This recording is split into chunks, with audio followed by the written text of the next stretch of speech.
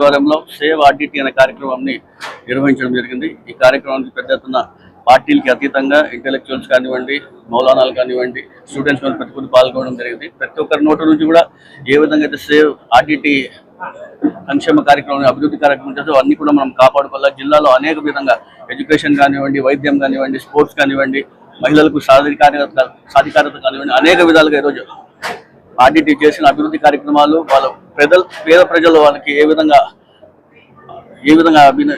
వాళ్ళకి తోడుగా ఉంటుందో అవన్నీ కూడా మనం కాపాడుకోవాలి. రాబోయే రోజుల్లో ఈ ఆర్టీటీ లేకపోతే మేము పేద ప్రజలను కూడా ఇబ్బంది పడతామన్న ఉద్దేశంతో ఈరోజు ఈ కార్యక్రమం నిర్వహించడం జరిగింది. FCR ఏ విధంగా అయితే అది ఆపేసినారో అది మరీ రెన్యువల్ చేయాలా ఇప్పుడే చెప్పడం జరిగింది. ఇది కేవలం చంద్రబాబు నాయుడు గారు అనుకుంటేనా ఖచ్చితంగా సాధ్యమవుతుంది. నిన్నటి రోజున మన అనంత వెంకటరామరెడ్డి గారు కూడా చంద్రబాబు నాయుడు గారు కానీ ప్రధానమంత్రి గారు కానీ జగన్మోహన్ రెడ్డి గారు డిస్కషన్ చేయడం జరిగింది.